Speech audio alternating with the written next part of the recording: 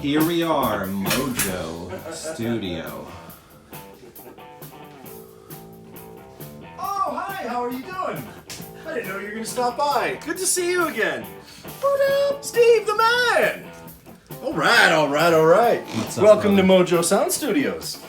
Thanks for having us. Oh, come on by anytime. I thought we'd start by showing us some of these cool-ass guitars. Well, that's a good idea.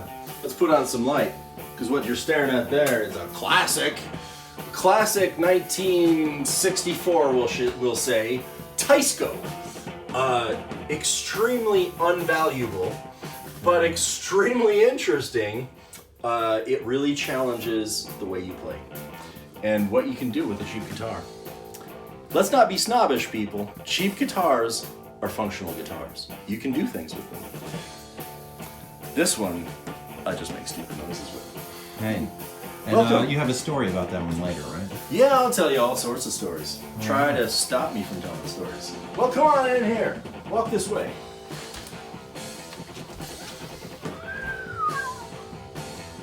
Here, I call it the sandbox, where all the kids play with the cool toys. So we got like a 95 Telecaster USA, an 09 VG Strat USA, a something from Germany Telecaster. It's a neat piece.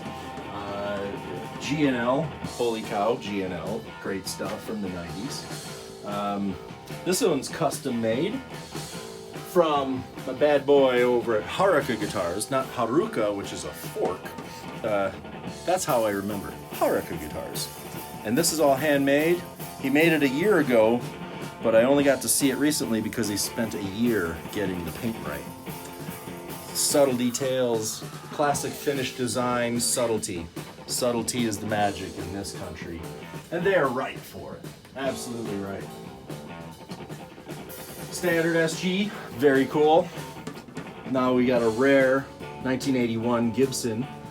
It's actually called the Gibson Guitar Company GGC 700. They did make what it was called, oh, now I can't remember the name of it. There was a cheap bolt-on neck version. Nope, still can't remember the name of it. But this has the cool coil taps, so you can go from humbucker to single coil, which is fun. It's a very subtle difference. It's really how much thickness you'll notice. You know, single coil humbucker, but it's solid mahogany. Hold on to that for a second. Oh boy. Yeah. Back when old growth was available. Now people should be shot for cutting trees down that old. But that was a different time, people. Nice weight to it. Are you recording from this? Or? No, just this one. And not special, slightly cool. It's a Hohner 6-string. Picked it up in Minnesota at a pawn shop. I was like, I need a 6-string in my life, of course. This one happens to be special. Put some light on because it's not very good TV if you don't have any light on the situation. There, 1976, 100% original P bass, fretless. Very difficult to play fretless, and that's why they are rare.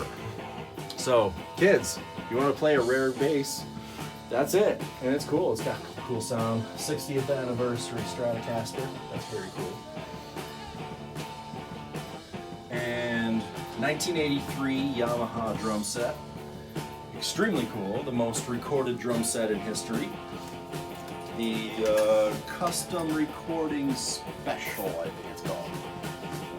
What they should call it is the Badass. It's a really good drum set. And your son absolutely rocked that piece. Very good sound. There's a 1974 Dynacord. It's a copy of which model of Fender I don't know, but it's all hand wired. It's very cool. Not special, not special. That's very special. This is interesting. That is custom. This is the very first, and it's prototype, baritone guitar from Haruka Guitars. Talk to Mats and say, that crazy American said, I should buy everything you ever make. And bring it by to MOJÖ Sound Studio so that I can play with it before it disappears. The little subtle details, that's where you're going to look at a piece like this and say, oh, it's not just a basic Fender shape. There's subtle details all over this instrument. It's a long scale neck. I believe it's 30 inches long neck. And now it's tuned down to A like a baritone should. And then, do you swear on this? Because the technical term for this is badass. And you can only play it here at MOJÖ Sound Studios. Some of the other cool equipment that we got, we have a 6,000 euro microphone, which I thought was insane. But now that I get to play with it on a daily basis, it's mandatory. Of course you need a ridiculous Browner VMX tube-powered mic going through 3,500 euros of preamp. Now I'm just being obnoxious, throwing price tags around, but It's very cool. to people who don't know what these microphones are, try to put a perspective on it. What's the easiest way is monetization. So, but you know what we did totally skip over when we were just looking at cool pieces of guitars? This is an ultimate piece. This right here is a museum level 1965. There was 8,000 of them built in 1965, I believe the number is. This would be somewhere in the 4,000 range serial number. And there are millions of these reproduced, but only a handful survive of the original one that everybody wants. And you know what? They're right. It sounds great. You're not going to play heavy metal through it because that's not what it's designed for. That's a different animal. But very cool. Here we got some Rickstone pieces. A local guitar builder who does work for Hasewali. For those who don't know where Finland is, Hasewali is one of our most famous guitar players. And when I blew up my American-powered Mesa Boogie, he said, go over to Rickstone. And so now I'm building my own amplifier line through him. And it's a lot of fun, kids. Don't discount proper tube amps. Very cool stuff. My very favorite amp in the world is an AC-15 that he built. 15 watts is a lot of power, kids. Very important that you look realistic at wattage. 15 watts is plenty. Most of the time you're going to be going through a PA system, so you don't need the Who sort of setup. That's not economical to be dragging 18 full stacks of Marshall across the country and 22, what would you call that? Shipping. Shipping costs are ridiculous. This is a business, people. Transportation costs, trucks. Giant gas guzzling trucks. So, that's the sandbox. Got all the classic things. It's a room floating inside a building, completely mechanically isolated from the rest of the structure. Let's go play with the big boys' toys. So here's where the magic happens, the other magic. So we're playing with all tube mics, or tube preamps, and that is a lovely occasion. I've got my own studio at home, but it is not to this level. Here we're all tube-powered preamps, and we're about to upgrade our system on the sound card side, which is unbelievable. You'd think, hey, is that really necessary? No, but it's really cool. So of course, with that logic, yes, it is necessary. Welcome to Gasoline Vibes. My guest today is Panic from America. Hey, I'm just gonna clap for you. No, I appreciate you doing this, man. Oh, glad to do it. Yeah, nice to be here. Yeah. Always nice to be here. Still strange hanging out with Americans in Finland. Yeah. Don't tell anybody where Finland is. This is an amazing place you got. I said it the first time I came here. It's just it's really, really well thought out and made, and the acoustics is really cool. And I like it. Sure. Good equipment. I keep coming back every day. And it's nice to have smart people working all the controls too.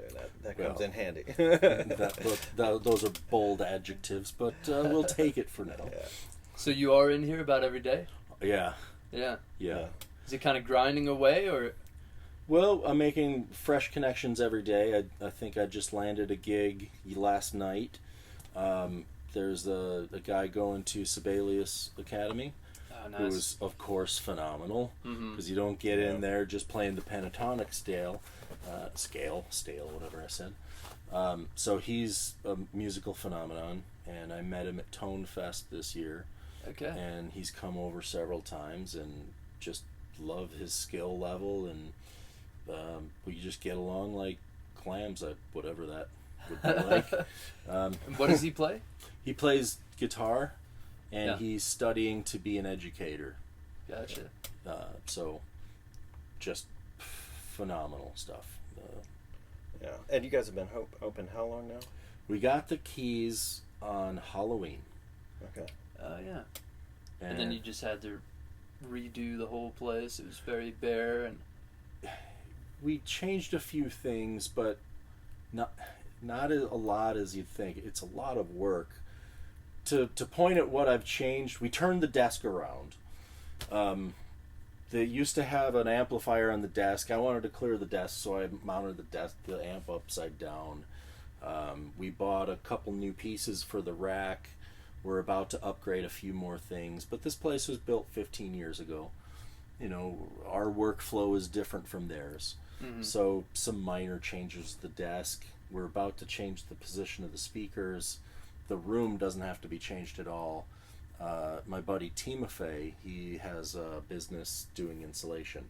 So when we were kicking the tires over here, I said, I want you to look at it for how well it was built. And he looked around, like, well, he did it right. So Yeah. I'm like, okay, we don't have to do anything. yeah. So in 2009, they won a Russian Grammy out of here.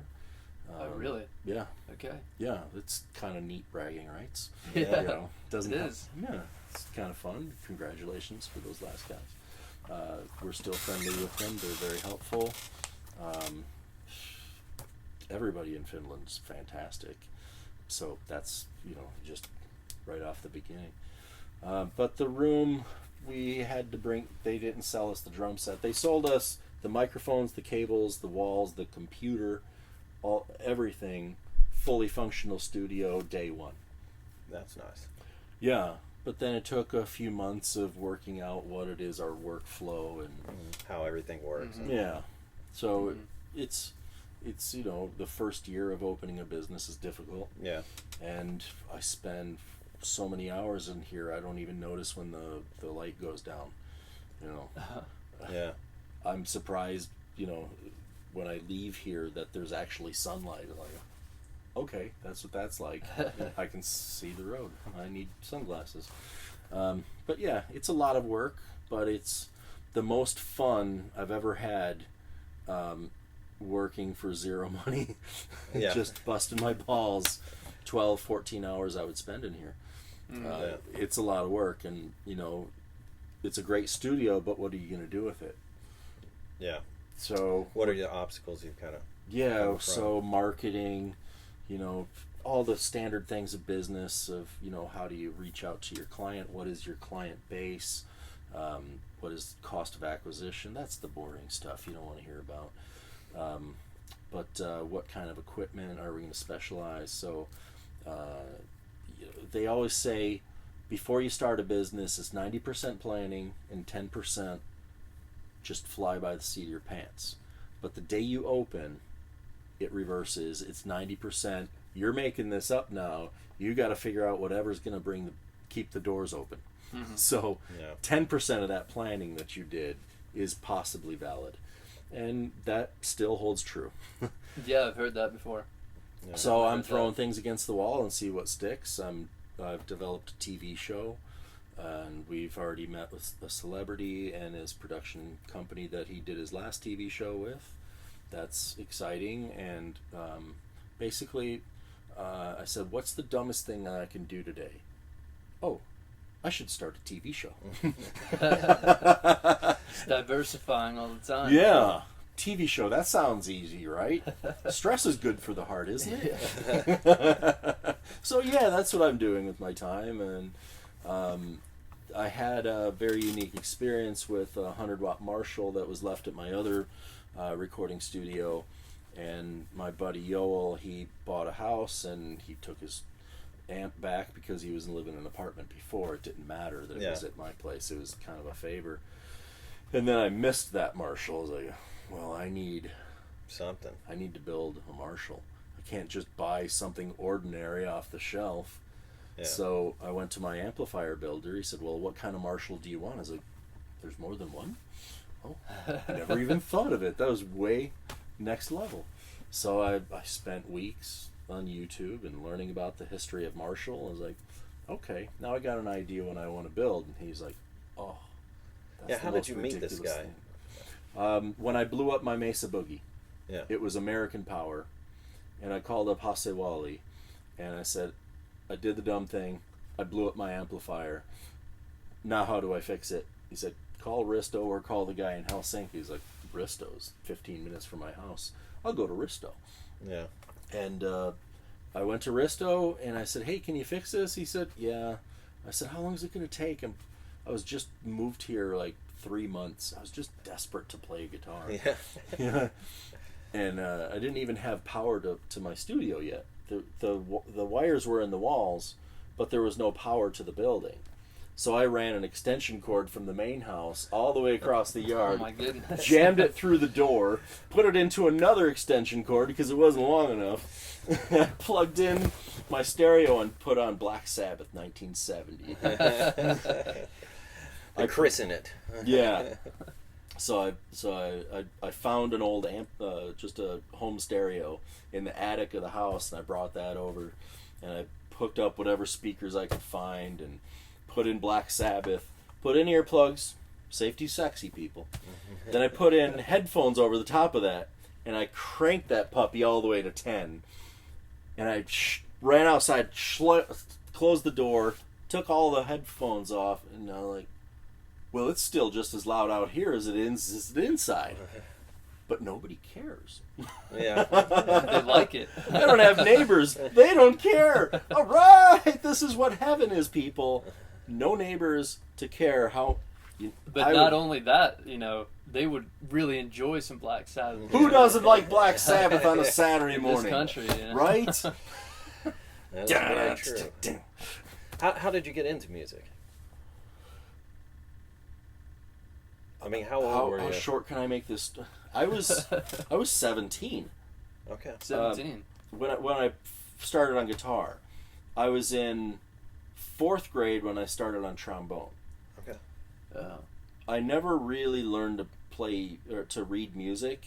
On trombone, there's 7 positions. So I learned how to put, okay, that's a 7th position, that's 3 position.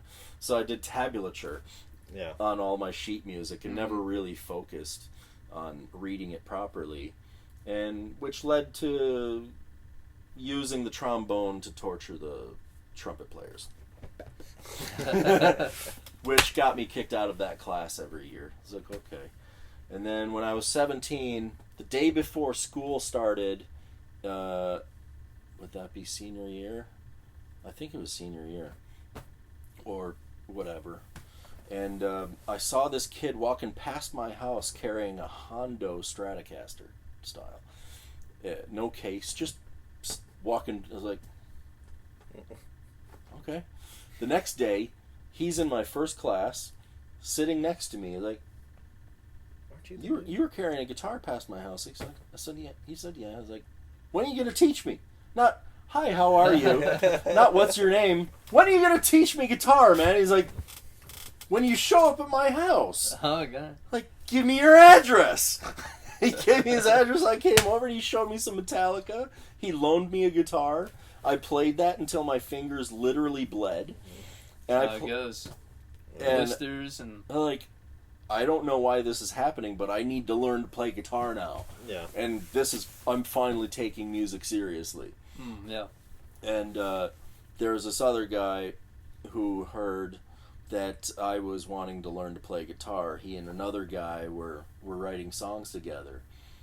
And, geez, my stories are long, but this is funny. Bear with me, folks. I am long-winded. So, this guy told Jimbo that I was learning to play guitar. He's like, oh yeah, I remember that guy. So he meets me at the end of, we're about to get on the school bus. And he comes up to me, he's like, I hear you're wanting to learn to play guitar. I was like, yeah. And he said, here, this is your guitar now. I'm like, I don't even know who this guy is. He just handed me a guitar.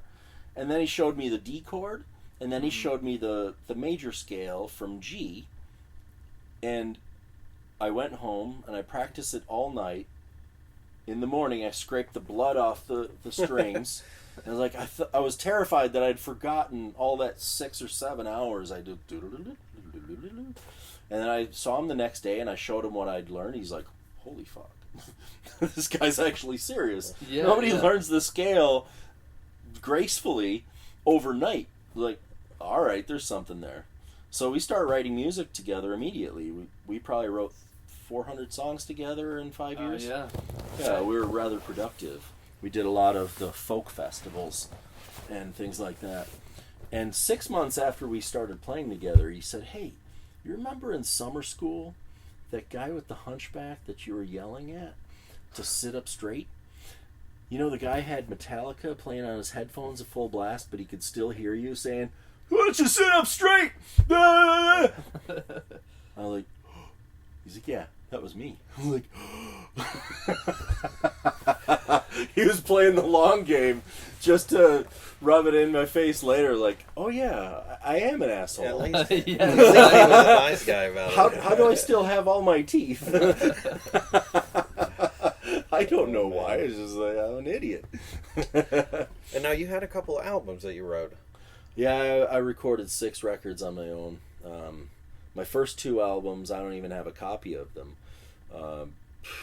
I was 18. And you were with that guy, or just on your own? No, we auditioned for that band together at the same time. And Jimbo was like, no, these guys suck. I'm taking off. I was like, these guys have a recording studio and a place you can play as loud as you want. Yeah. They've kind of got an 80s vibe, but I'm going to change that. So I turned it into my band and did whatever I wanted to do. But then it was, you know, they developed with me. They were 10 or so years older than I was. Okay. So I was 18, 19. They had already had songs on the radio, and they'd done a lot of Chicago shows, and they were an established band. Not famous, but they were a good band. Local band, kind of. Yeah, but they were doing good shows. They were doing it. I didn't know what all that meant when I was 18. Like, I just started learning to play guitar last year, and here these guys want me to sing for their band. I'm like, okay, why not? Let's try that. So we did 2 records, and they had a keyboard player that literally Casio sounds. It was Casio keyboards, standard 80s sounds. I was like, oh my god, the things in life I hate is the chorus pedal and Casio keyboard. Real. And this guy had Terrible. several layers of Casio. He's like, yeah. Like, Or just hits the button and it yeah. plays on its own. Yeah, like, why is this happening? Bob doesn't even show up to practices, but somehow the last week of us recording the record, there's Bob on the record. I was like, what the hell happened? You know what? Do a new mix just give me a new mix without Bob in it, would you? I wasn't, mature enough to like do whatever you guys want, but my record will not have Bob on it because Bob has a kid and a family, and he never shows up to band practice. So how is he part of this band? I haven't seen him in a year. And Bob shows up to the shows. I was like, this sounds different. So those first 2 records, they were so perfected. They were just terrible. I was not a good singer. Absolutely my fault. I never took voice lessons. Mm-hmm. I never practiced my instrument seriously. I don't know chords. I know a few what they're called, but I don't know music theory. I don't know how to read. I self-describe myself as a blind man swinging guitar in the air trying to catch chords and see what lands. Batshit crazy. Let's see what that does. I wouldn't say that's totally uncommon, though. I mean, No, not at all. Yeah. Well, I delightfully call it accidentalism. Yeah. And that is my style. And playing with this guy, holy cow. Kids, you didn't hear what just happened last hour. 3 songs just happened with this mad... Get a camera on this guy. This guy is a madman drummer. And why he doesn't show up every day and Hey, write. that's what I'm saying. Need to be in here What more. the hell is wrong with you? You don't live that far. Public transport works. Get over here. Tell me where. I'll pick you up. Pick me up then. I'll be over here. I'll light you up with Yeah, beer we or have it whatever on you camera, need. actually. Do yeah. we? Yeah, Good. We'll play it for the people. All right. You got to hear some of this stuff. Phenomenal drummer. Yeah, just I am- pulled it out of nowhere, both of us. But And that's all what of that- you give is that spirit. You let your soul out when you play. So. Yeah, it's a very freeing experience when Oh, you for can sure. really just open up. I don't know what's going to happen. Isn't that hilarious? Let's go. Yeah, there's nothing like it. It's the thrill of the Absolutely jam. nothing like it. That is the most free I ever feel. That Mhm. I literally have any preconceived notions what this should sound like. What are we doing now? Yeah, Yeah, and I mean, sometimes it works and sometimes it doesn't, but I always feel that, like, you have that certain point where you feel the energy just comes together, and especially when there's 2 or 3 people playing. He has so much dynamics. That's really what excites my playing. Because you're following, but I'm listening to you. Yeah, but I'm following you. So Yeah. it's a real conversation happening in Exactly, real yeah. time, and you're like, this is too good. I don't even want to mess with it. It's gonna evolve on its own. This is a Yeah. living, breathing organism, and I just want to listen. So and that's even a problem with people that can really shred. Is that they're just self-absorbed when they're up there. they're thinking about what scale they're in. Yeah, or just playing as hard as they can. When it comes to the drums, especially in Finland, that blast beat. They just want to hammer it out Oh, like metal beats. Yeah. Yeah. Okay, I didn't know As it was called fast as you blast can beat. go. They may as as well hard as you call can it play. finger blaster. But yeah, that's one of the later lessons you learn as a musician. Very often. Yeah. Very often. Yeah, you can try to learn it, but until you meet a musician that you have that honest communication with, Yeah. there's nothing to prepare you for it. Right. But it helps to have played with a few people to realize, oh, this is special. Exactly. And yeah. there's the nothing to harmonies talk between about. instruments. It's his time to play. Yeah. Yeah. What happened? I don't know. Who cares? What's next? Yeah. See how far we can ride this thing, and then go back to the tapes and say, we should work on this one. Mhm.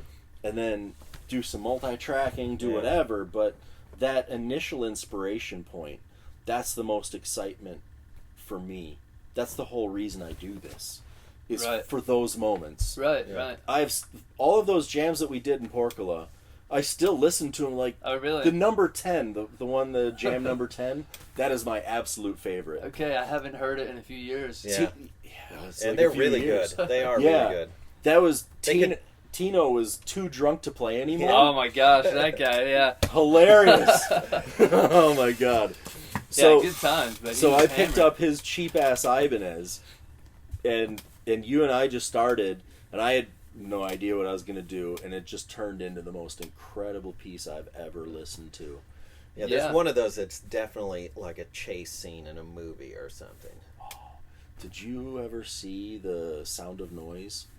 That I think it's Dutch or it's Norwegian film. Oh, I got to show you that later. Okay. Absolutely hilarious. Yeah. Now you'll have a record of it. Yeah. Like, okay, he was talking about Right. the opening scene where they're playing drums in the back of a van, and then they're using Oh, the yeah, you road showed noise. us I did that. show you that. Okay, we're moving on, kids. You should see that movie. There's like 10 incredible jams, just out of this world, musical concept movie. Great stuff. So those guys actually planned what they were doing. Right. Where you just play Not at that all. again. And I know you play locally, but I don't play that much locally, so I'd like to get out there too. Then So, there you go. Yeah. So do I've that been as working well. on putting another live show together Okay. that focuses on original music, Yeah. and I'm giving away 4 hours of studio time. It's like a battle of the bands. Oh yeah. Okay. So Is that what the open jam night is yeah, about? yeah. Okay. Mojo nights, Mojo Studio, whatever we Cool. called So it. that's ongoing. I'm looking for a new venue. The one we did it at, it was successful. They wanted us back, but I want a bigger room. That was only a 50-seater. It was a nice little proof of concept that it could work. Gotcha. That no matter what, I could keep people entertained. We'll Yeah. have a a core house band, and you should be our house drummer because that's amazing. I'd love to. There'll be, in original music, you're gonna hear some stinkers, and then they're like, okay, now let's get this back on track. And then let's just go up there and make some noise and have a little bit of fun with it. Yeah, and that's something they very much lack here, especially with the jam bands, is that energy. They just don't get into it. And that's, I don't know if you saw the video of us up north, but we were jamming like crazy at Bar 5 up there. And why didn't you send me these links? Of course I want to know everything. I don't know if we posted that. I don't think we posted it. Yeah, we haven't posted that Well, one that's yet. not We have like so much stuff recorded, we just can never edit everything to put it out there. People. What are you going to do? But yeah, so there's still it's time. something they don't really, they're not jumping around. They're not into it like you are. Yeah. But they want to be. They do want to be, but they're reserved, and that's the worst thing you can do. You have a captive audience. Mm-hmm. They want to talk about Finns like this. This is the stereotyping the folks, but there is a stereotype that rings true. That is a very reserved culture. They're taught not to brag. It even which says is good in many ways, of course. Phenomenal. Mm-hmm. I only have so much love for this culture and the people. I don't have a problem meeting people because I literally meet people on the street and I've just got a laughing attitude. Hey, you look like a guitar player. What style are you playing? Like, I don't play guitar. Do you play drums? No? Do you golf? Yeah. Just keep going. Hey, we're gonna come up with something. You got a motorcycle habit? Oh, you know some guitar players. Here's my card. And I meet people.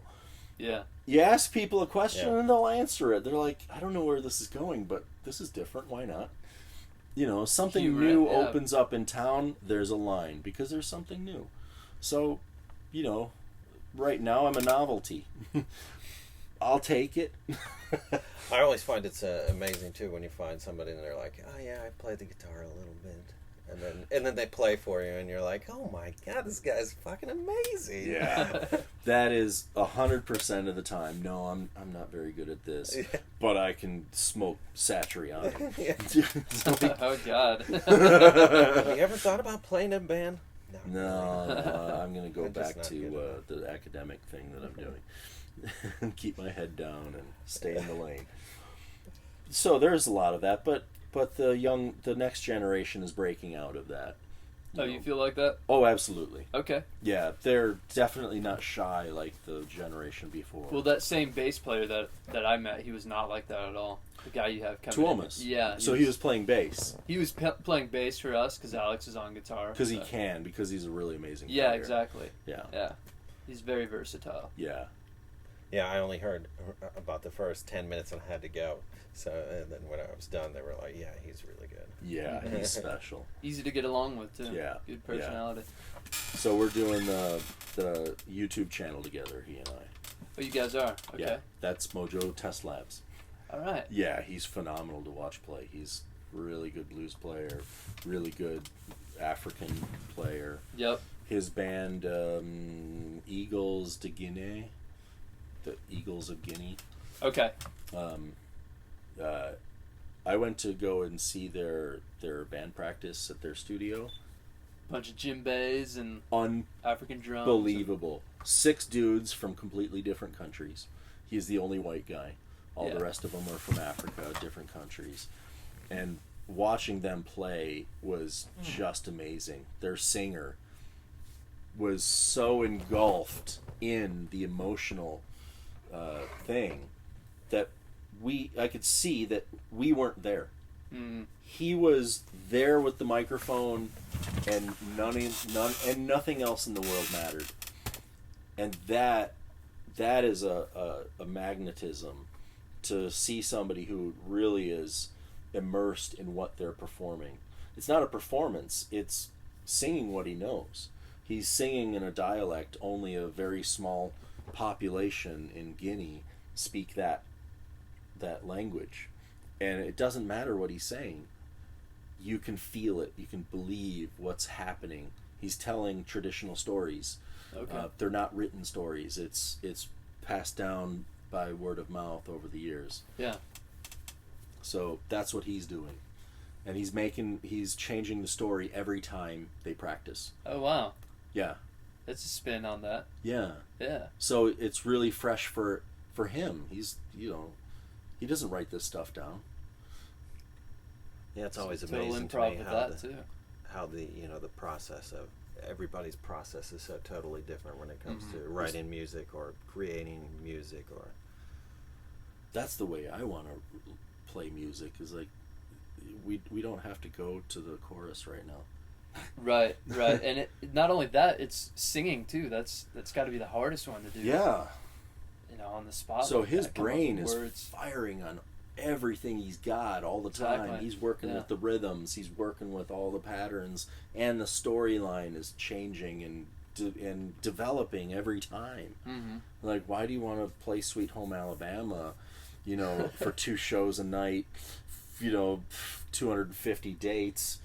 Oh my God, how painful is that? Yeah, really. Yeah, it's a make great something song. that's like that. If you like that style of music, change then it make up. something new, but in that Let's do similar Sweet fashion. Home Alabama reggae tonight, guys. You could do that. You could pull that off. Yeah. We're doing some classic rock and reggae right now with my other cover band. Okay. It's pretty hilarious. I bet that's kind of cool. What kind of bands is that? Who you got in there?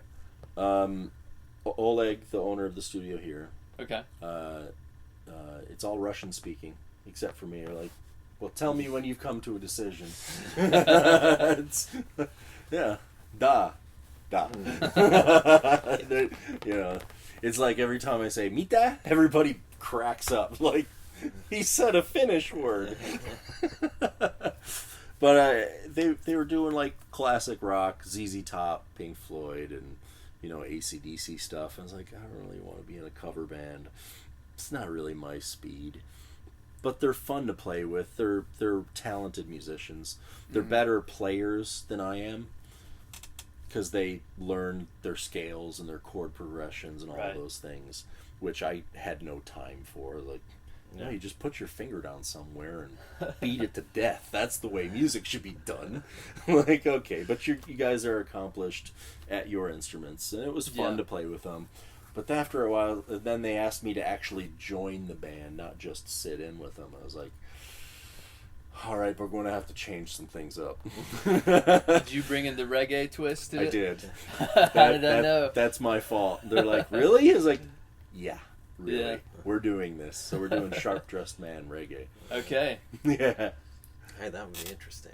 Gotta I'll show you picture some. that. I'll play some clips for you later. Okay. And then we're doing Hey Hey My My, and we're doing that funk. Yeah. Cool. That one I'm really proud of. Yeah, that That makes sense. That one. Makes sense. 'Cause Hey Hey My My wasn't my favorite song. They played the shit out of it on the classic, moldy oldie stations, Mm-hmm. and it wasn't that interesting as a piece. Yeah, But- I agree. But everybody knows it. But to play it like the original, why? Yeah. Boring. And after I had suggested reggae, and I said, this isn't my favorite song by my, and he said, what if we do it funk? I was like, yes. And so Oleg had the answer. He changed the chords up a little bit in the positioning, and it sounded phenomenal. I was like, duh. Now it's an interesting song again. Right. So I'm teaching these guys to stop thinking about it like it was on the record that you listened since you were 12. Forget about that. Forget that you even know how the melody works. When you approach a song, read the lyrics and how does it make you feel. And play the song like you wrote it. That's how you should play the song. If it doesn't touch you or move you or excite you, then it's like sex. Why? If it isn't fun, why are you doing it? Yeah. It's a good point, though. Just going through the motions. Yeah. Yeah. Yeah, the motions, it's like, what's a bad pizza? But Yeah. but really, when it comes to music, there's bad pizza and then there's just horrible, boring pizza. Right. Yeah. No, I totally agree. Unless you're practicing something, learning something you didn't know. I mean, but at the stage we're at, it's like, Yeah. what is the point? I'm going on my 30th year of playing guitar now. Yeah. And I've played with probably close to 1,000 musicians. So I've been blown away a lot by some really incredible musicians. Yeah. But I've gleaned something from each of these people. You know, this is what we're on earth for, is to learn and grow and push ourselves. So when I'm forced, well, not forced, but put into a situation as a cover band, it's like, no, we're going to do something interesting. Yeah, and even if it's a cover band, if you just completely change it, then it's not so much a cover band anymore. Because musicians, we shouldn't be so into ourselves. What we are is we are servants. Mm-hmm. We are entertainers. If I'm not entertaining you, then why am I wasting your time shouting from the stage? Yeah. If I'm just going to do Sweet Home Alabama like the record, but my voice doesn't sound like that, you're not going to like it anyway. I'm not going to enjoy it. You had to discover yourself. You had to put yourself up there. And if I'm not enjoying it, the audience knows it. Mm-hmm. If I'm not being genuine, then they're going to be like, what a clown. Yeah. If I'm up there doing a song just like the record, it's because I'm enjoying it. And they'll know that I'm in it. And I believe in this song. Just as it stood, still a great song. Mm-hmm. There's a few songs that I don't touch. We're doing Blow It High Dough from... Do you know that song? I don't know that one. It's a really good song. And I'm embarrassed. It's a Canadian band. I can't even remember the name of the band. So we're not touching that one. We're doing it really close to the record. Okay. Because nobody knows it. And it's a legitimately good song. Yeah. I'm not going to touch Stairway to Heaven. There's a few songs like that where you either, if you're going to go that route, you got to kill it. Yeah. And otherwise, and you there's just a lot play of it like people it that is. when they go to hear that song, they don't want to hear the guitar line But you know, any different but than you that. know who absolutely owned Stairway to Heaven was Gabriella and who was it? The two flamenco players. Oh, I don't know. Oh my God! I haven't heard that version. They play it just acoustic. Okay. No kick track, no nothing. They're doing the drums, smacking the guitar, and they're doing it their own way. Phenomenal. Wow.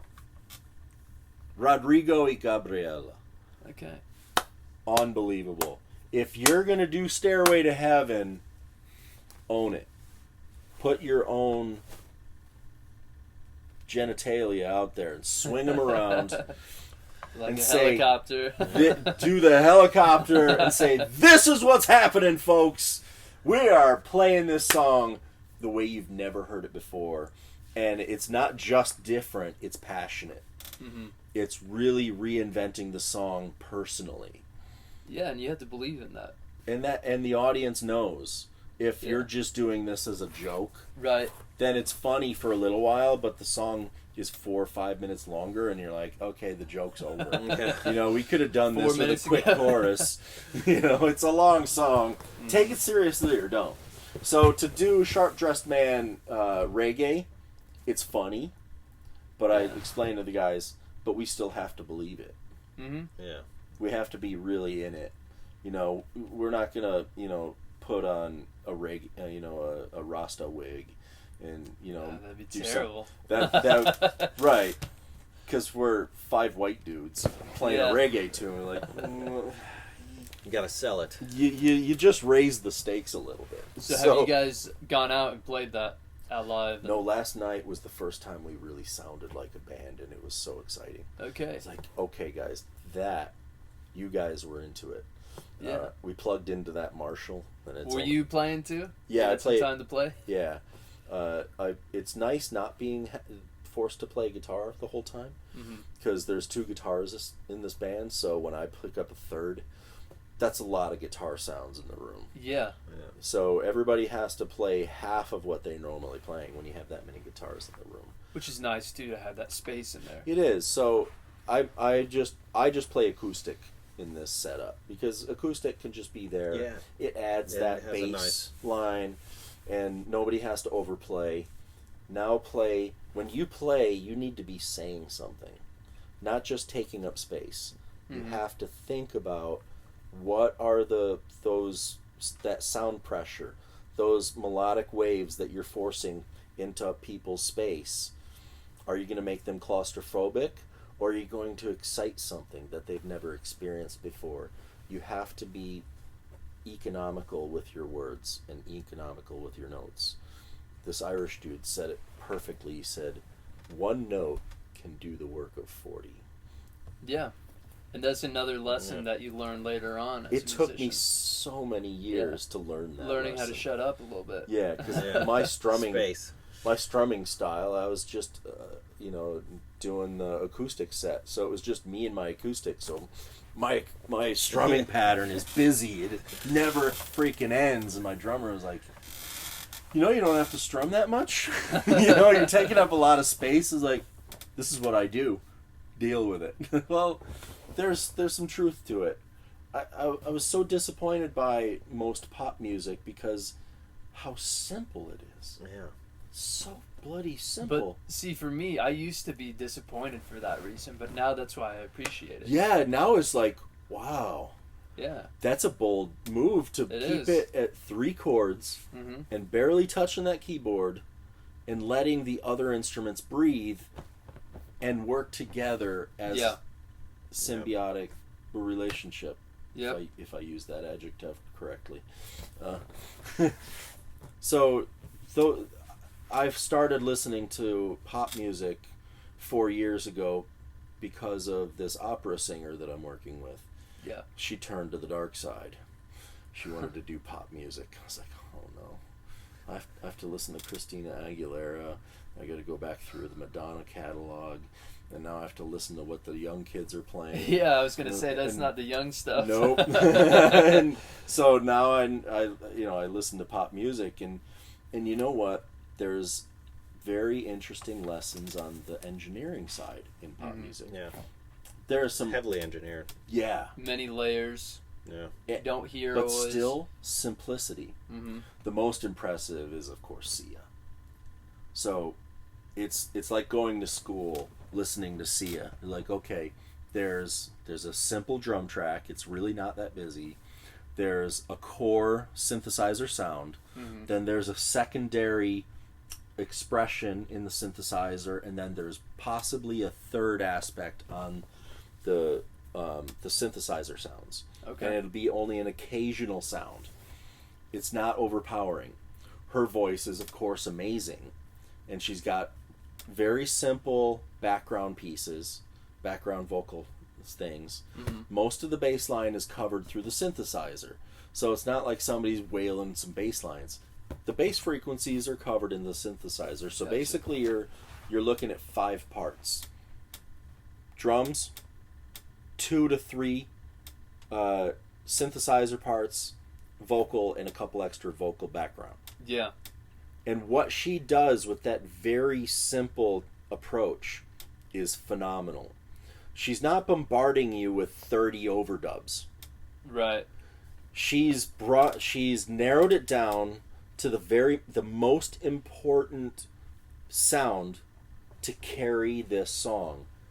Yeah, and that's what it's about. That's when it becomes songwriting Yes. instead of playing an instrument. Right. Just completely different thing. My style has always been 200 tracks deep in Pro Tools. It's Okay. like, more sound, Yeah. please. Which is an approach too in itself. Yeah, So, that's just how I write. yeah. And then my engineer came in and said, you got to scale it back. Now, Yeah. what's the most important sound? I'm like, oh. Now I have to pick from Now, the 30? Yeah. It was like, like 200 to 4 or something. yeah, so I was really proud of myself when I worked down from 200 to 164. And he's like, you're going to have to do a little bit more editing from there. I was like, 120 is the least I could possibly go. Oh my God, you're killing me. Yeah. But when that focus and that detailed work comes down, like, what are you trying to communicate to your audience? And one of the other important lessons is I took voice acting lessons for doing commercials and voiceovers. Okay. And I did a couple of commercials, and recently I did a film for the studio across the hall. They were doing a Finnish film and dubbing it into English, and there was a TV playing a commercial in that scene. There's a couple arguing, but the TV is on. Yeah. But they have to dub that commercial. So I did the voice of that commercial, which was hilarious. It's like, for only $99.95 and 3 easy payments, call now and we will throw in an extra. Like the worst advertisement. Yeah. Hilarious. So he's like, okay, that's too much. And then I brought it down. For only $29.95. Too sexy. Like, bring it back. Okay.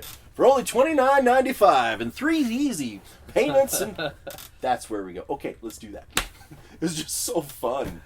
I was like, I'm completely in my element. Yeah. I was like, and before I left, I was like, remember, I can do that in a Texas accent. If you ever Or a need any Southern. you need some Southern drawl, you just call on me, big boy. We'll They're take like, you up. no, we're good. We'll fix you up right. That sounded a little racist. just a dash of racism on the side, just imply. Sorry to all the racists I might have offended at this moment. I'm sorry. My apologies. Are we sorry about that? No.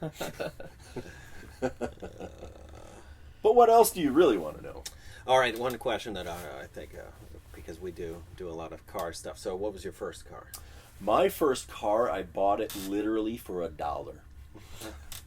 Is this like Joe Dirt? Did you get, what did he get in that? No, Was it a Hemi? Yeah. You'd be the luckiest guy ever. You get a guitar for free and then a Hemi charger for free. Yeah, I've had dozens of guitars for free. You don't live this life of stupid without a few benefits. So my first car back in Illinois, my grandmother was going to give it to me. She had gone senile. She wasn't using it anymore. And they were just dividing up assets, just simplifying things. It's like, well, keep the car in the family. But legally, we had to purchase it. So we put $1 on it. So legally, I bought it. It wasn't a gift, and I didn't have to pay weird taxes on a gift. Yeah. So I bought it for $1. I was 15.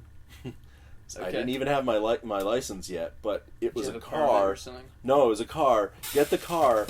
I will just park it in the driveway. It's a car. It's a very nice 1982 Cutlass Brougham Oldsmobile. Okay. Power windows, power locks, 231 V6. Why do I know this? And I'm not even a car person. And automatic transmission. It had those like pillow seats. Yeah, it's like the velour. Yeah, it was velour. Oh, it was hilarious. It's like sitting in a couch. You don't want to leave. You don't want to get up. The ultimate back seat, especially. Oh, it's the ultimate grandmother car. It was the ultimate grandmother car. What color was it? It was burgundy. No, it was like that light brown. It was like almost champagne. Yeah. Oh my God. You know exactly what this car is. Oh yeah. And every once in a while, it's like I see the Cutlass Supreme. Rarely do you see a Cutlass Brougham. I don't even know what that means. I don't know. Was that the upper model, or was? I'm not sure, but I know that all the black people were rapping about it later. In the Cutlass Brougham. Broham. Oh my God, that's hilarious! I think the Broham was the actual the velour interior. I think that's what it was.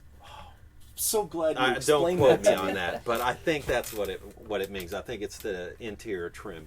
You know exactly what it looks like. I see a Cutlass Supreme, and that's all I can think of. There's not much difference. Like, it's the pillow on the seat, which is weird. Yeah. It's like, how do you clean all those creases? Yeah, you don't. Look at my car today. You just know I never cleaned it. Yeah. So it was before I even had my driver's license, and my sister needed a car. So my parents, I bought that car with my own lunch money.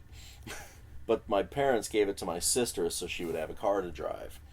And then the heater thing, what is that thing? The core inside. The heater core went. So then there was puddles, half-inch deep, sloshing around in the interior of the car. What? And all she did was throw a Chicago Sun-Times on the floor. Like, yeah, that's good. Yeah. Like, that's my car.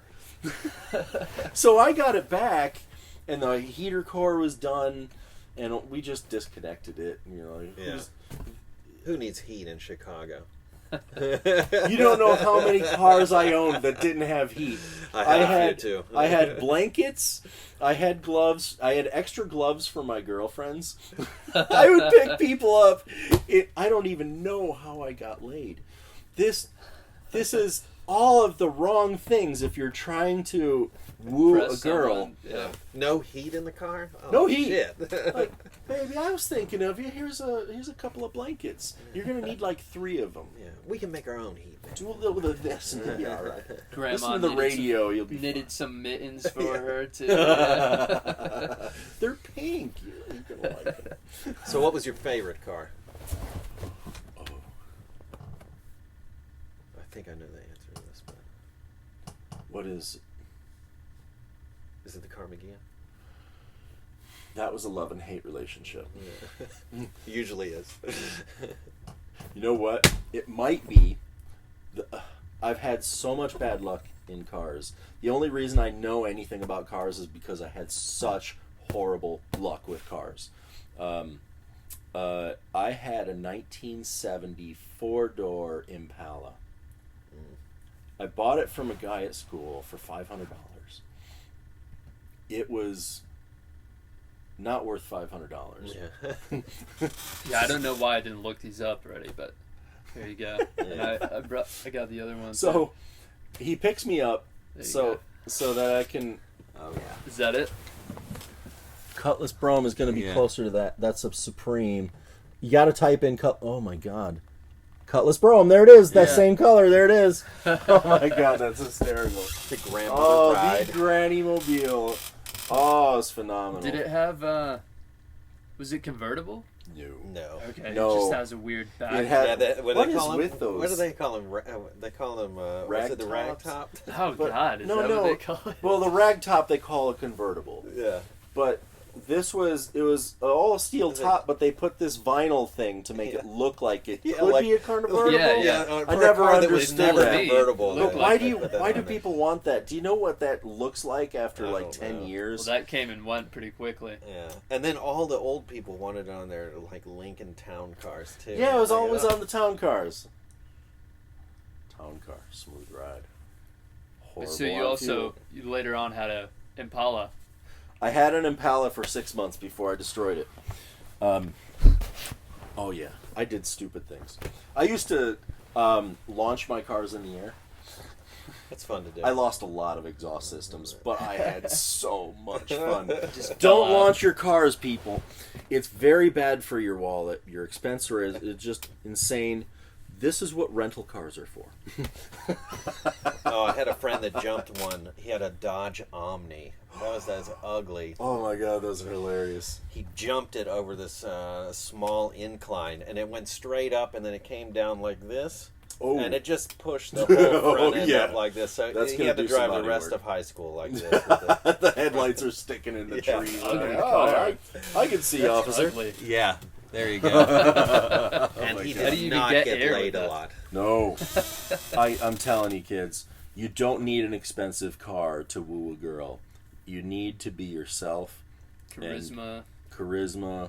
Yeah. Fast cars, maybe when the girls are young, they're impressed for a little bit, but they get over that really quick. This is probably not good for your business to be talking like this. That's all right. Because you're in the business of selling Right. cool cars, and they are cool cars. But I'm just telling you, You don't need all that. I never had cool No. cars. And all my friends that got laid all the time, they always had the shittiest cars. What is up with that? I don't know. They could talk women into anything. I was like, ugliest- Because you had to develop yourself. it's like if I pulled up in that car, they would immediately think I'm going to rape them or something. I mean, that car is horrible looking. I saw the ugliest dude in my town with the most gorgeous woman. He didn't even have a car. He had a leather jacket, and they were walking. Yeah. I'm like, how does this work? What? Everything goes to you're show trying you. to teach me is wrong. Capitalism is rigged. So so hilarious car. He picks me up because I got to test drive it. So we drive to school, and it's somewhere in winter, I suppose. And we're going down this turn, and I literally swung the car around 180 degrees. And he's like, "I'm sorry, man. It never did that before. I was like, woo! I love this car! I'll take it. That's all the pennies I own. I'm handing them to you later this afternoon. And then we were goofing around. Somebody said a neutral drop. I was like, what's that? Oh, yeah, I blew a couple transmissions out doing that. I sheared. I got a good ass whipping from. I sheared the drive, the axle. What's that called? Oh yeah, the rear axle or whatever. No, the thing between the rear end and the drive transmission. shaft. The drive shaft. Yeah. Shows you how much I know about cars. It's all right. Oh my I didn't God. know it But this either. is why you know these things. Oh yeah, I learned what it was. I can't remember. Like, when it oh, fell that- out of the car. Yeah. Oh no, I actually sheared the rear end, sheared it right off of the gears. Oh, nice. That's where it went. And so, I got my buddy who taught me guitar, who bitch slapped me later with the fact that I was rude to him. So he's like, "Yeah, we're gonna do a neutral drop." He's like, "Really?" It's like, he didn't tell me it's a bad idea. He was just couldn't believe I was really gonna do it. I didn't know anything about cars. Like, this is gonna be the death of my car. Nobody told me that. So I floor the damn thing, 350 Chevy, drop, boom, sheared it off, and all I hear is from bouncing off the thing, it's spinning like an idiot. Yeah. They're like, "What's that noise?" Why He are we said- not moving? He's like, I said, "What's that sound?" He's like, "Just turn the car off." I was like, well, "Okay." Is that going to fix it? No. It's ruined at that point. Oh yeah, done. So when I heard how much it was going to cost to replace the ring gear in the pumpkin, I'm like, well, how much for just any old ring gear that we don't know anything about? So we ended up buying a truck axle. And putting that in there. Yeah, and putting that in there. And that was its final day because floored it wouldn't go over like 45 miles an hour because it my was God. So geared so low. So Yeah. geared so low. So I ended up toasting the motor because I was over revving it just to Jeez. get across town. Yeah. Did not like that car. I never liked any of my cars. I'm a motorcycle guy. Yeah. Ask me about my favorite motorcycle, then that would be the one I have today, I think. I've got a 1978 Kawasaki KZ1000 Police. They made 1,341 of them. They were breaking. It was the one they used in the original episodes of Chips. Yeah.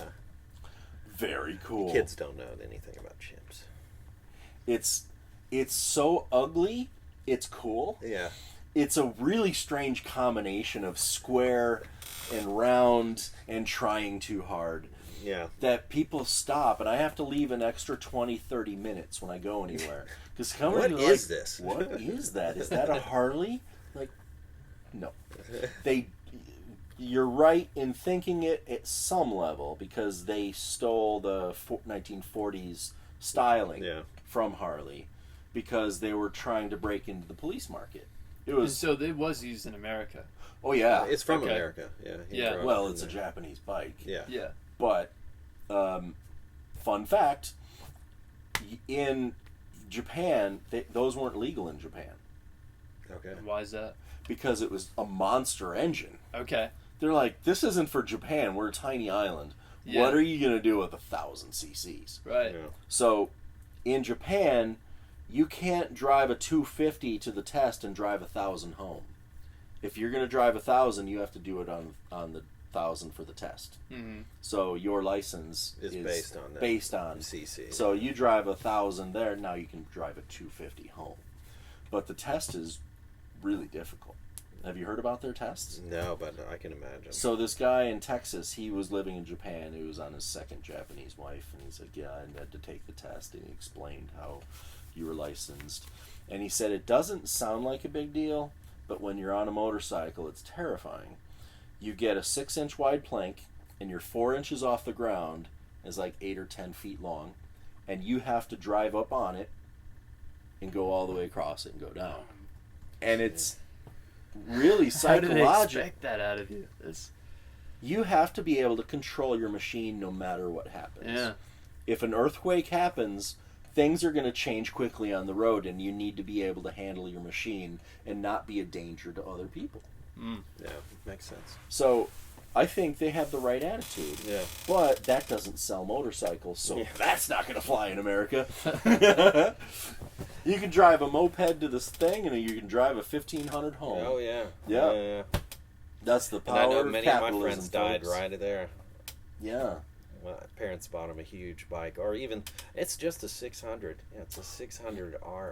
There's a lot of power in those. It's like 140 horsepower to the rear wheel. That's That's way too much for a Mine's 18-year-old kid. My bike is 750 pounds, and it's got 95 horsepower. Yeah, and it's still fast as fuck. Yeah, and that year, the 78, that was the year motor that they overbuilt the bottom end and dominated the drag strip for 20 years.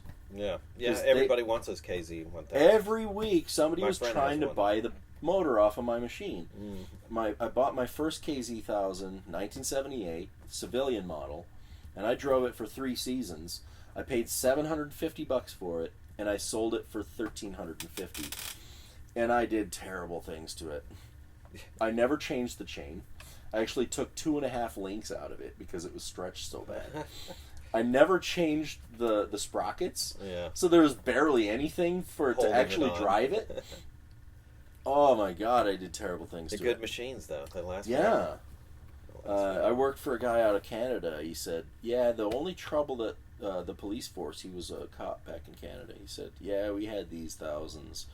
The biggest problem we had is it was throwing the riders off. Yeah. Oh, wow. Now, have you seen Dirty Harry? I've, like, with a lot of commercial breaks, I've seen Okay. a few bits at a Because time. the second one, they had the policemen on motorcycles in California, and I wonder if it's that same motorcycle. You have a picture of it already pulled up? Yeah, I do, but I just maybe it was like a few years earlier than that. That is but- exactly it. Yeah. That one. Oh, it's gorgeous. But I don't have that box is like really expensive and hard to get. Okay. The police box. Yeah, Yeah. the radio box on top. I've got the side bags. It's Do you have the helmet? The white helmet? I do have a black helmet, and you know, it's like I said, it's ugly, but it's cool. It's really hard to describe that bike. You just have to see it to appreciate it, and it feels like, it's not cut so you're like sitting in it. You're sitting on it, so you're like 8 feet in the air. It's just really weird. It doesn't handle well. It goes really fast in a straight line. Yeah. It's Not a handling bike. and Yeah, not at all. no, but the seat is huge. Like, you could put 1,000-kilo dude on it, and it's got spring-loaded seat, and then it's also got a soft tail, so it's a dual soft tail. It rides like a Cadillac. The giant footboards, just like, oh, that beautiful statement they have here, homo sofa. It's such a comfortable machine, except that you're getting full blast of air. There's no aerodynamics involved. Mm-hmm. But it was for local use, not highway patrol. This was, it was the fastest production bike in that year. Okay. It was a terrifyingly fast machine Yeah. in that year. And it's still very sought after. Yeah, they're very cool. So in the 90s, I think it was, they finally made it legal for people to drive 1000cc in Japan. Okay. So the Japanese came over and filled shipping containers full of KZ1000s. That's what they wanted? Yeah.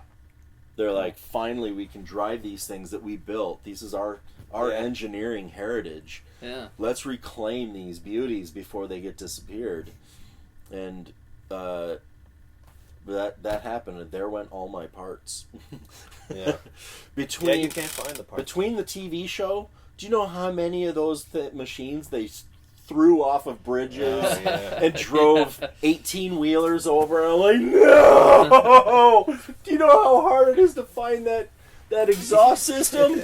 And when did you purchase yours? My wife bought it for her own. Yeah, I think I remember you telling me. We were at a grocery store, and you know those penny saver papers? We were in Chicago, and this thing was in the Upper Peninsula of Michigan. Okay. And it was advertised for, I think, $2,200. And I was like, and she's like, ooh, this is pretty. I was like, baby, I had one of those. That is a phenomenal piece of machinery. You should buy that. She's like, yeah, it's really pretty. I neglected to tell her it's 750 pounds. Right. A lot of machine to handle. So I called the guy up. I was like, I'm 500 miles away. I love the bike, but I'm not paying full price.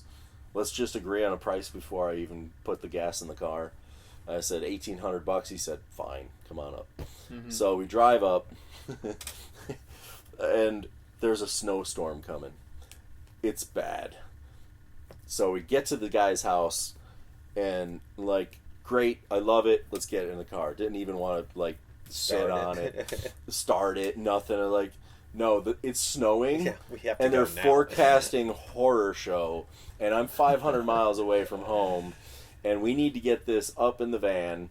So I had a 12-passenger van, 1986 2500 F250 was. Just ridiculously horrible. So I took out 3 bench seats, chucked them in the garage, drove up to the UP, and shove a motorcycle in there, strap it down halfway, and it's black ice on the way home. We didn't even get out of town, and we're like skidding around. And I'm like, well, and I'm, first mistake, I start passing the locals. They know what their conditions are. Mm-hmm. If they say, we should take it, yeah, fucking Chicago idiots. Like, I can drive faster than you guys. What the hell? Get out of my way. Yeah. I must have been 25 years old, full of stupidity. Now I've my stupidity is now developed. I've taken stupidity to the next level. Like, no. We're going to set something on fire, but we're going to get a 4K camera. But then I was just like, I need to get home. I got to go to work in the morning. This is a cool bike. Let's go. Passing the locals, the radio says, it's terrible. Stay home. There's no reason to be out on the road. And I'm just flooring it. Like, I got to get it home. And so we finally get out of town. You've been to Michigan where the roads are so high and there's like deep cuts, like 45-degree angle, because when it snows, you just push it off the hill. Yeah, it's going to be building up there by February. So just make a deep, long cut and cut the trees back because you are going to be eating splinters sometime this winter. So they cut the tree line really far back. And it's starting to get a little fishtaily. And I touched the brakes, all of the tires, I know they completely locked. But I'm still doing 55 miles an hour. Oh, shit. And 5 minutes before I said, honey, this is going to be a long drive. You may as well set the seat back and try to get some rest. She's like, okay. 5-10 minutes later, like, we're going to die in a minute. She's just settled in, got the blanket in. There's no heat in the van. Of course. How did I ever get a girlfriend? So she's all settled in, and all she hears is, "This is it!" She's like, "What?" Oh, shit. So we're gonna die. And the bike's coming off because it's halfway tied down. I love you, baby. Yeah. No, this is it. This is us now. Oh my god, it was terrifying. So there was no control. I may as well just spun it and like throw my hands up. Well, let's see what happens now. Zero control. So my tire just grabs off the shoulder. That swings me sideways. Now all is lost. And now my front end is going at a 45-degree angle down a hill, but we're still going sideways. Oh, now I'm picking up snow. Now I am a snowplow, and snow is building up. The only reason we didn't spin is because the snow held us up this way. So I couldn't have done it better because I didn't have anything to do with it. So except the stupidity that caused it. So when we stop and we explode somebody's mailbox. The snow is literally to the roof of the van. And that's what held us from spinning out of control and dying. Wow. So when we stopped, we were like this, and like, poof. Like, you okay, honey? Yeah. Woo! We're alive! Oh my God, we survived! Can you believe it? We're alive! Oh my God, I can't believe it! I'm gonna go check the bike now. And literally, after it finished, and I'm thinking, okay, this bike is gonna come and hit me in the head, and all the straps that I had on it, it just slumped over. I'm like, oh my God, I didn't even scratch the bike! Yay, we're alive! So then the reality is I've got 2 wheels on the road and 2 wheels staring 45-degree angles down a hill. And the guy's mailbox was already chicken wired together. It wasn't the first time this thing was mangled. And the guy across the street, he's like, well, you better come in because you're not doing anything with it now. Is that what he said? Yep. You guys have a shovel? Nope. Well, come inside, get a cup of coffee. And so we hung out with the guy across the street for a little while. Do some stretches because you're gonna need it. Yeah. It was just so awesome. And then a couple hours later, the guy whose mailbox I destroyed, and he's like, yeah, you're gonna need a place to stay, so here's a mattress, here's some blankets, here's a pillow. I'll make you some breakfast in the morning. American hospitality. I'll show you where the shovels are. And but I got to get into work in the morning, so just you know that you got an early start, okay? Thanks, man. Thank you. Just go to sleep, man. You fucked up my mailbox. I gotta fix that when I get home time. from work. And I gotta make you fucking pancakes in the morning. Yeah. I didn't even give the guy a penny. He's like, no, it was all right. It was all just chicken wire anyway. So we get out early. We're shoveling it out. I'm trying to figure out. There's no way I'm going to drive it out on my own power. So I'm out there for an hour trying to make it easy. Somehow I'm going to figure out I don't have enough money for a tow truck. And so I'm doing my thing, and a salt truck's come by, just passes us, stops, comes back, turns on the salt, and then drives away. We're like, oh, that was awesome. Yeah. He knew what I was in for. He's like, you're going to need a little traction, so let's get this started early. And then another guy came by, and he's like, you want some help, man? You ready? Hey, you know what? He didn't even ask me. He got out of his truck, put a chain on my tow hook, put it to his. He said, you ready? Yeah! Okay, walk it. Put it in reverse, and we're going to work together. God, Okay, what good. town were you in? Just everyone is so nice there. It's the UP. Upper Peninsula. Yeah. Oh. When everybody goes through this. Yeah. It's dealing with it's shit all payback. the time. It's not if, it's when Yeah. you run off the road or something small. It's black ice. Mm-hmm. They go through it All the time. all the time. This is what happens. So, like, don't get angry. It was an accident. Obviously, he didn't want to destroy his vehicle or put all of everybody's life in danger. He was an idiot. Maybe it was his fault. Maybe it was just bad.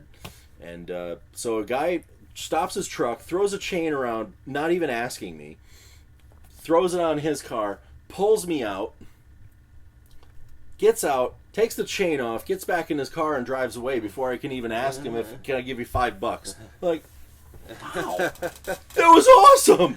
So, honey, let's go. yeah, this is our chance. Let's go. So we get in the transmission starts slipping. Oh, I broke a tranny line with all that snow. So and it was a Sunday.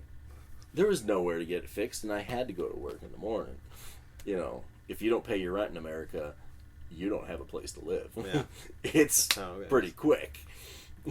So I bought like 2 cases of transmission fluid. Just made it home.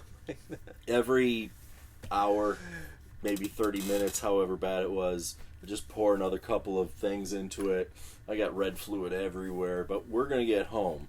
So like, all right, cool. So I get, it literally gets into the driveway, park it, go home, get some sleep. Get up in the morning to go to work. I put it in reverse. It gets me out. Put it in the drive, nothing happens. Like, I'm not gonna be in today, man. I need to buy a $1,200 transmission. Well, then you need to come to work. Nope. Yes, exactly. Yeah. Don't lose your house. So it wasn't. It had to be. So done. Now I understand why you brought it all the way here. Yeah. Oh my God, that's another 3-hour discussion. All the horse. I drove that thing 3,000 miles in 8 days, from Toronto, Canada, to Chicago, to San Antonio, Texas, to San Diego. You just had the light on the whole time, Yeah. right? I wish I had a light for it. Here I can have one. It's nobody's gonna believe you're a cop here. Yeah. Because you're like, wave whatever lights you want. You're not a cop. Yeah. But there, it's illegal to have the light. It's illegal to have the siren for impersonation. Yeah. But now that I finally can, I can't find one. So. Oh wow. That doesn't matter. It's just a cool bike that. Yeah. This year I put 3 miles on it. Okay. It cost me, the tax is €50 €50 a year. Oh. Yeah. Because now it's so A old. museum register. It's a museum register. Yeah. It was costing us €800 a year when we first got here. I was like, baby, somebody just said we can get this registered as a museum piece. She's like, no, it's too much money to get it registered. I was like, no, you don't understand. It's $50 a year Makes after sense in that. the We end. need to do this now. Yeah. So, I think we lost this camera. Well, so what else you got coming up? Is there any events coming up for you? well, there's a TV show. Started with the chassis just got welded for the new amplifier. We've got some really incredible musicians coming through here. Yeah. Photo shoots all over the place. I just met with a record label here in town Okay. and trying to work with them, figuring out how we can help each other. They don't necessarily need me, but fresh meat, fresh ideas. Who's going to say no? Yeah. I contacted a local celebrity and told him, hey, I want you to be on my TV show. And he's like, okay, I'll listen. You know, it's Yeah. not like I wanted to kiss his ring and tell him how much I loved his music. It was a simple business proposition. Yeah, Like, just work with each other. yeah, Kinda. I've got an idea. I've got a studio. You want Yeah, to check it yeah. out? He's like, yeah, okay. He came over, listened to my ideas. Like, yep, that sounded good. Let's go and meet with the production company that did my last TV show. They liked the idea. It was too many ideas, so there's a little bit more development to go. We're fully funded, Yeah. and I've got a full film crew. We the production company wants us to hire a known director, because when we do the pilot we get one chance. So we got to do it really well. So I got to start interviewing directors and put that together, and then put some of the videos that I've filmed. Still, I've never released them, so that's on the plate.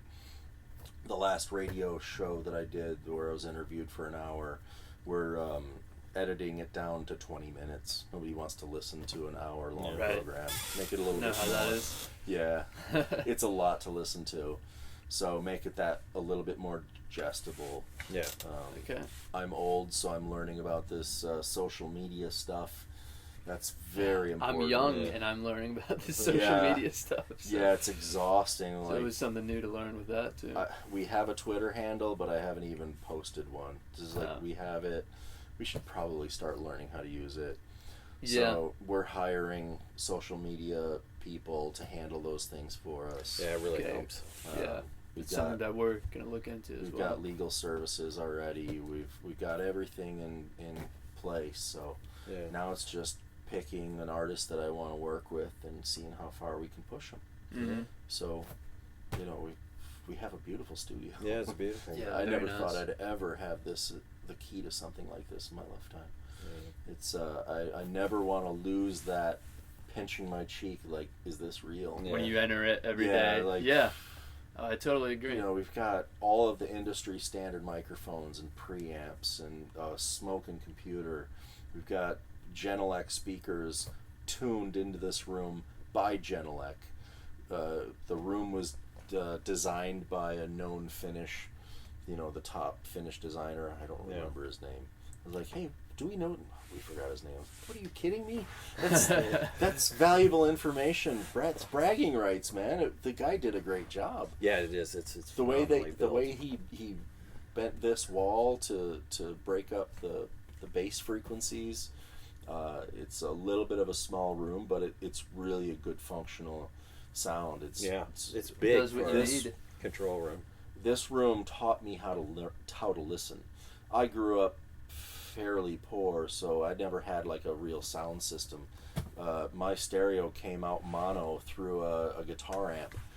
Oh wow! So there were so many. I missed leads. I missed bass lines in some CDs that I listened over and over out of one amplifier, and I had to learn how to listen to music. Yeah. It was good enough for me because it was a speaker. It was a CD player, which was like light years ahead of my budget. It's like, wow. So this place really turned the heat up on me. It's like, okay, I've got a lot to learn. I got to spend some time in here. What music had I grown up with? Okay, let's listen to that. How does that jive with my memory? Oh my God, I didn't know there was an acoustic in that song. Like, holy cow.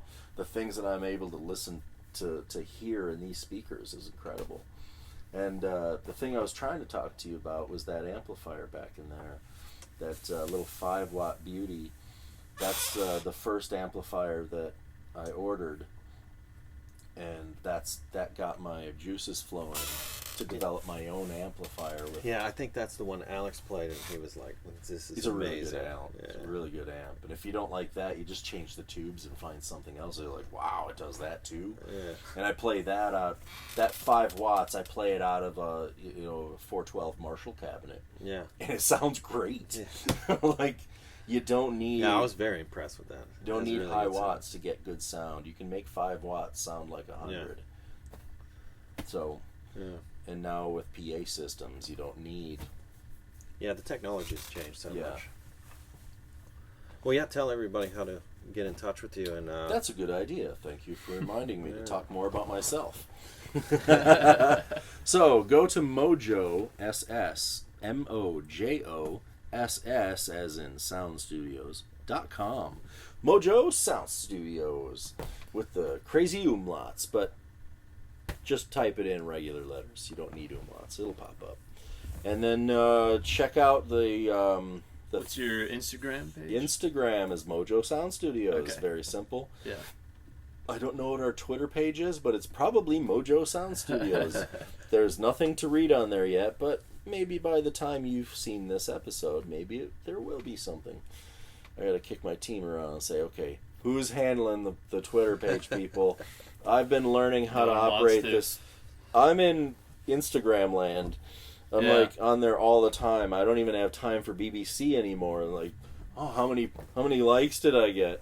You feel like a 12-year-old girl. Like, who's liking me now? Like, so embarrassing. Well, my 12-year-old girl has far surpassed any followers absolutely. That I can get.